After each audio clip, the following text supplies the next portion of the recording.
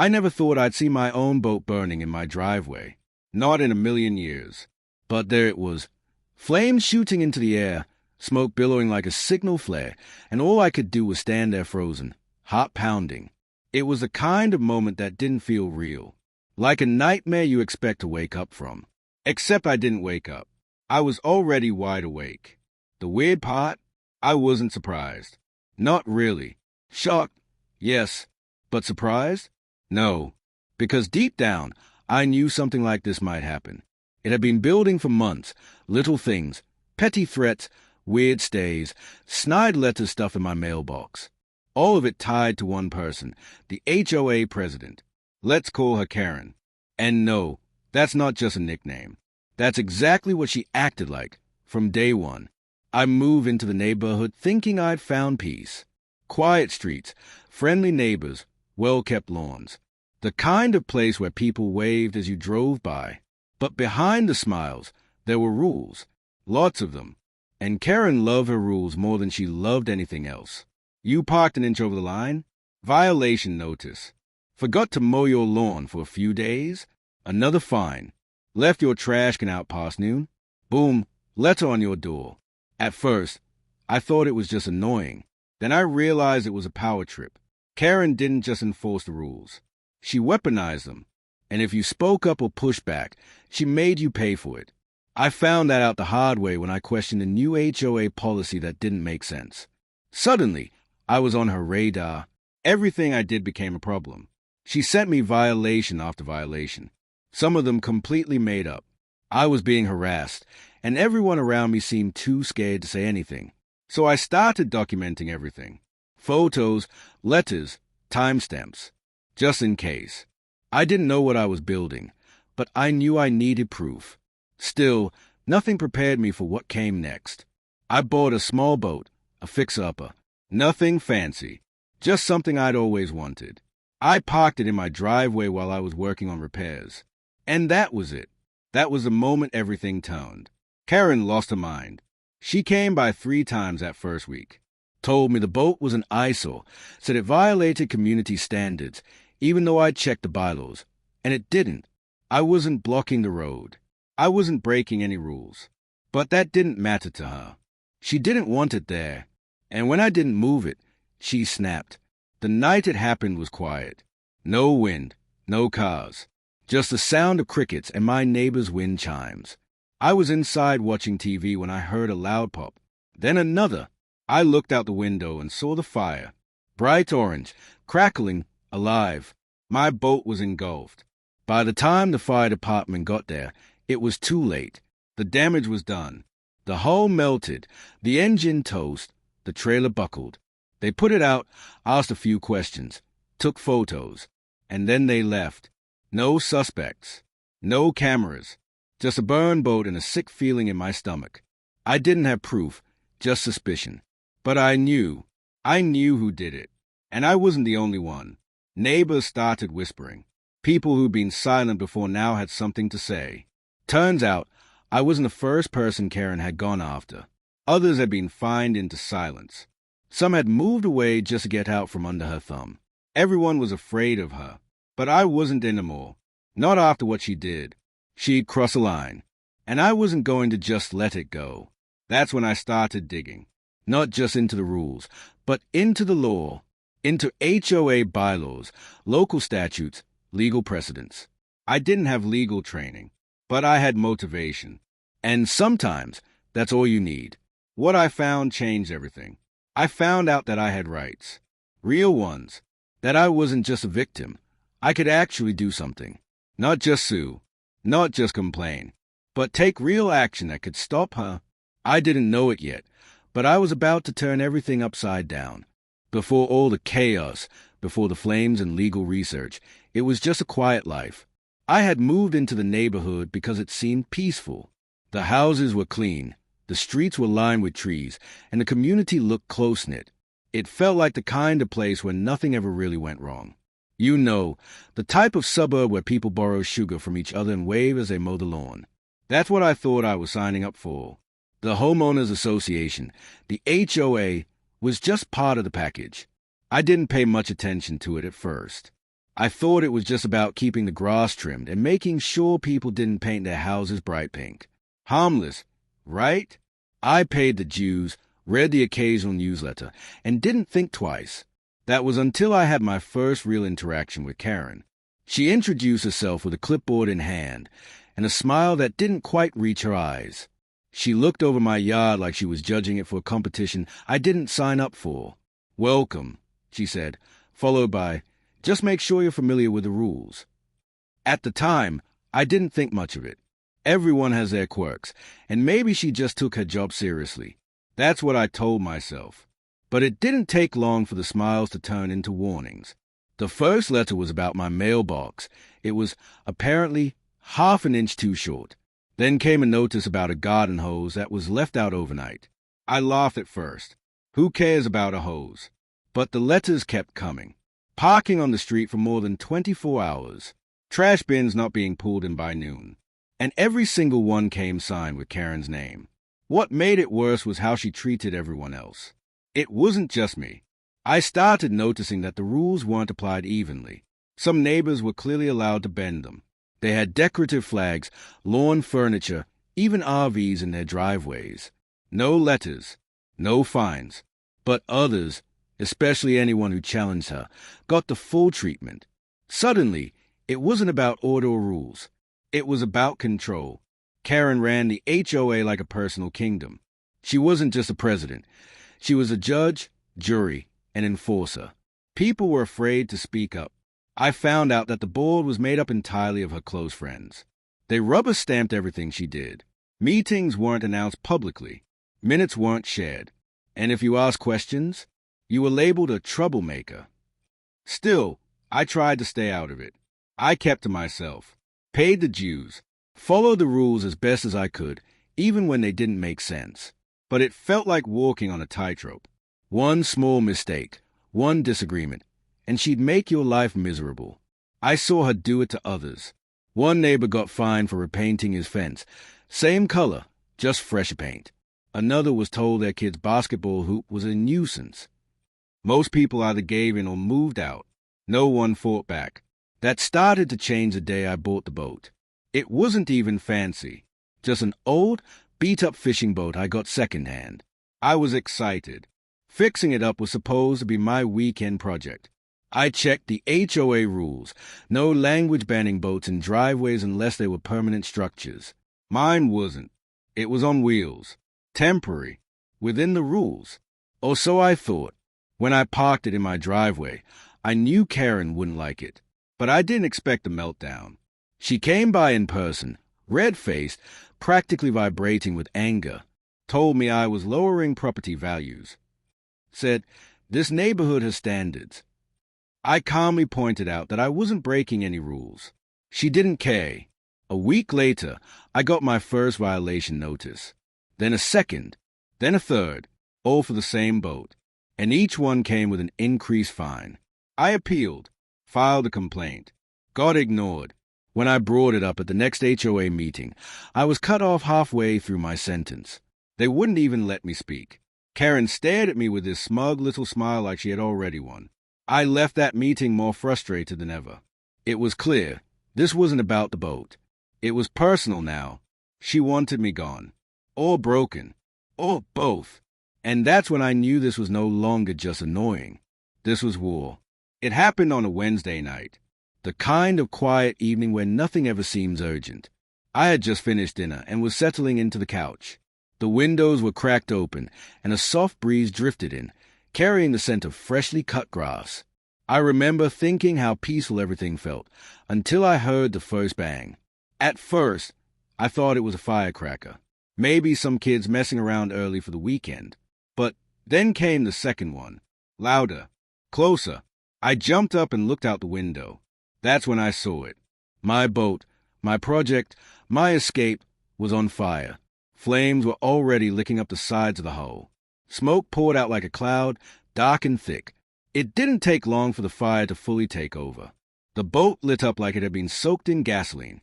I froze for a second, trying to make sense of what I was seeing. Then instinct kicked in. I ran outside, grabbed the garden hose, and aimed it at the flames. But it was pointless. The heat was too intense, the fire too fast. The hose might as well have been a toy. Within minutes, the neighbors came out. A few stood at a distance, others pulled out their phones. No one said anything. No one helped. Just watched. I called the fire department, and to their credit, they arrived quickly. But the boat? It was gone. Completely destroyed. After they put the fire out, I walked around the wreckage. The fiberglass shell had melted into a twisted mess. The motor was cooked. My tools were charred beyond recognition. Everything I had worked on for weeks was ruined in a matter of minutes. One of the firefighters asked me if I had any enemies. I didn't answer right away, because it sounded dramatic to say my HOA president. But deep down, I knew. The fire marshal said it was suspicious. There were clear signs of accelerant. Someone had set this fire on purpose. It wasn't an accident. It wasn't a spark from the engine. This was deliberate. Someone wanted that boat gone, and they wanted me to know it. The timing wasn't random. Just days before, I had refused to move the boat after receiving another bogus violation. I had written a formal rebuttal. I had printed out the exact HOA rulebook and highlighted the sections that proved I wasn't breaking any regulations. I sent it to Karen and CC'd the entire board. I thought maybe, just maybe, that would make them back off. Instead, my boat burned. That night, I barely slept. I sat on the back porch watching the charred remains, trying to understand how things had gotten this bad.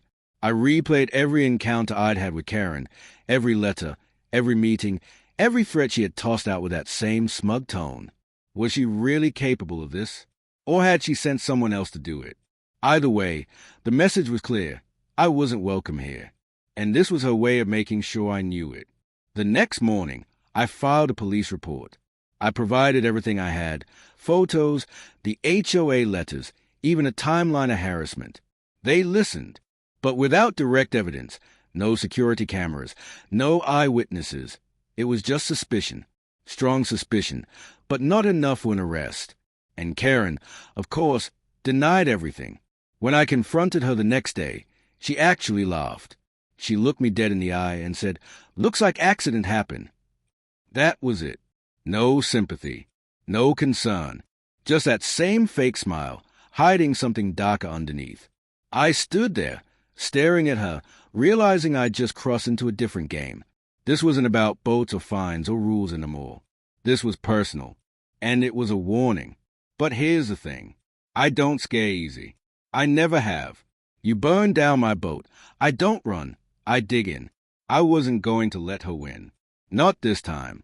So I went back inside, sat down at my desk, and opened my laptop. If Karen wanted a fight, she had just started one with the wrong person. The first step was gathering everything I had. Every letter, every violation notice, every email. I organized them by date, took photos, made copies, and labeled folders. I wasn't even sure what I was doing yet. I just knew I had to prepare for something. For once, I wasn't reacting. I was building a case. Then I called the fire marshal's office. I asked for a full report of the boat fire. They confirmed what they'd hinted at earlier. There were signs of accelerant. Gasoline, to be specific. The report didn't name names, but it did use the word arson. That word stuck with me. It changed everything. This wasn't just vandalism or intimidation. This was a criminal act, and it gave me a reason to keep pushing. I called the police again, this time with a report in hand. They took it seriously. A detective followed up, asked more questions. But without a witness or a camera, we were stuck. I could feel their frustration. They believed something shady had happened. They just didn't have enough to charge anyone. That's when I realized I couldn't rely on the police alone. I needed another angle. So I went back to the HOA documents. I dug into every policy, every bylaw, every clause in that thick stack of paperwork we all get when we move into a neighborhood and never read. But this time, I read every word, page by page, highlighting, underlining, taking notes like I was studying for a bar exam. That's when I found it. A single paragraph buried deep in the bylaws. Board members may be suspended or removed by a vote of the community in cases of misconduct, abuse of power, or failure to follow HOA rules. I read it again. Then again. It was real. It was right there in black and white. I didn't need a lawyer. I didn't need to sue. I could remove Karen and the entire board if I followed the proper steps. So I started asking questions. Quietly at first. I didn't want word getting back to Karen too soon. I talked to neighbors I trusted. I told them what I'd found, showed them the clause. Some were skeptical at first. Others were afraid. They didn't want to get involved. "She'll come after us too," one of them said. But slowly, the tide started to turn. I wasn't the only one Karen had bullied. People had stories, lots of them. One man had been fined thousands for planting a tree without approval. Another woman was threatened with legal action for putting up Halloween decorations a day early. Someone else got 3 violations for having a lawn gnome. A lawn gnome. The pattern was obvious. It wasn't just me. This was systemic. I collected statements, started a petition, printed flyers and slipped them into mailboxes. "Is it time for change?" they read. No accusations, no names, just questions. Questions that got people thinking and talking.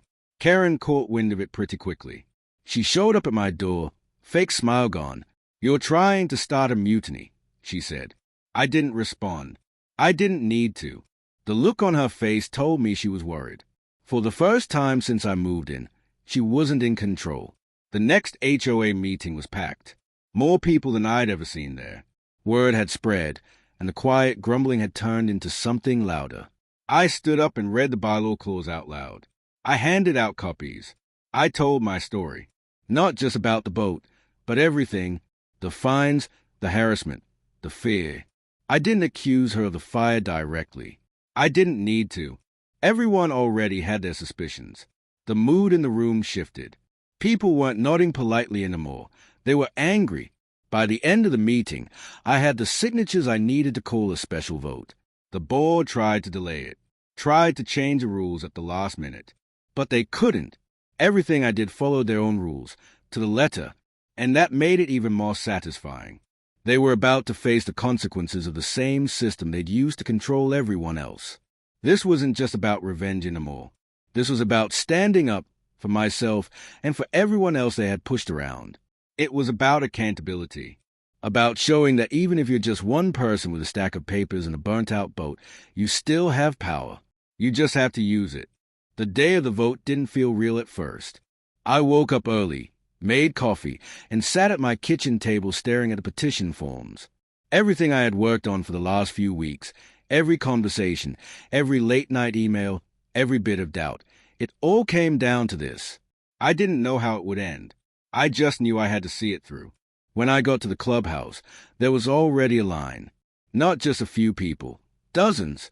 Neighbors who had never shown up to a single meeting were there, chatting quietly, eyes sharp with purpose. Some brought their spouses. Some brought notes. The room was full before the meeting even officially started. Karen and her board walked in late, looking rattled. For once, the usual smug confidence wasn't there. Karen didn't smile. She didn't make eye contact. She just sat down, adjusted her stack of papers, and avoided looking in my direction. I think she knew. The board tried to stall. They said the petition was invalid, that some of the signatures might not match records. But we were ready. I had copies of everything. Dates, addresses, ID numbers. We read the rules back to them, rules they'd used against us so many times. The room was tense. People started murmuring. One woman stood up and said, loud enough for everyone to hear, "You've bullied us long enough." That broke the dam. One by one, neighbors began speaking up. Some shared their stories. Others just stood in support. A man in the back, someone I'd never even met, said, "I don't even have a boat, but I'm tired of being afraid of getting a letter every time I park in front of my own house." The applause that followed wasn't loud, but it was firm. It felt like something shifting. Something bigger than just one person. Karen tried to speak.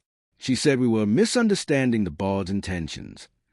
She blamed a few disgruntled residents stirring up drama. But her words didn't land. Not this time. People didn't flinch when she talked. They didn't nod or smile. They just stayed, silent, watching her squirm. The vote began.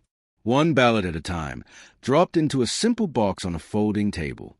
We all watched it fill up, The tension was thick, no shouting, no chaos, just a quiet, focused energy. It felt like justice, slow and deliberate. When the counting started, everyone leaned in. Each name read from ballots was followed by a check mark on a tally sheet. The first few votes were close, then the tide turned. One by one, the numbers stacked up against the board. Karen's name was called out again and again, followed by yes to remove. The final count wasn't just a win. It was overwhelming, enough to remove every member of the board. The room was quiet for a moment. No cheering, just stunned silence. It was like the whole neighborhood had collectively realized the weight of what had just happened. And then, slowly, people started clapping. Not loud, not wild, just steady, relieved clapping. Not for me, this wasn't about me, but for themselves. For finally standing up. Karen stood up and left the room without saying a word. There was no dramatic confrontation, no yelling. She just walked out, papers in hand, eyes forward. Her power was gone. Just like that, after the meeting, people lingered outside. Strangers shook hands. Neighbors who had never spoken before started talking like old friends. Someone passed around coffee. Someone else said, "We should have done this years ago." It was like the whole street had taken a deep breath for the first time. That night, I walked past a charred spot where my boat used to be. The smell was gone. The ashes had been cleared. But I remembered everything. And now, so did everyone else. This wasn't the ending I expected when I moved in. It wasn't the life I thought I'd have in this neighborhood. But something had changed. People had woken up. They had remembered that power in a community doesn't come from one person with a title.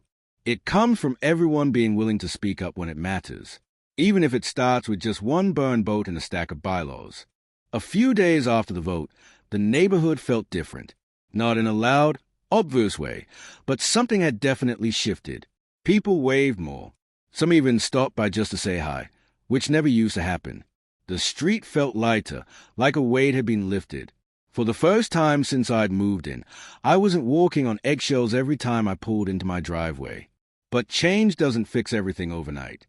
The interim board, made up of volunteers from the community, stepped in fast. They had to. The HOA couldn't function without leadership. The funny part? A few of the people who had been the quietest before, who had barely spoken during meetings, were now the ones stepping up. They were tired of being ignored, tired of being told their voices didn't matter. And now, they were in charge of cleaning up the mess. The first thing they did was open the books. I mean really open them. Finances, decisions, violations. It was all put out in the open. And what they found, well, it didn't surprise anyone. Fines were applied unfairly. Some homes had been targeted again and again, while others had never received a single warning. And the spending? Thousands of dollars had gone to things like board appreciation dinners and vague administrative fees. No records. No receipts. It wasn't illegal, exactly, but it wasn't right either. And it told a clear story. The HOA hadn't been about protecting the neighborhood. It had been about power. There was a moment during one of the first public meetings where an older neighbor stood up and said something I'll never forget. She said, "We let them act like royalty while we lived like tenants in our own homes." And she was right. We had all gone along with it for too long. Maybe because it was easier. Maybe because no one wanted to start trouble. But now, people were finally ready to take ownership of where they lived. I didn't plan on joining the board. I really didn't. I just wanted my boat, my peace, and maybe a few quiet weekends.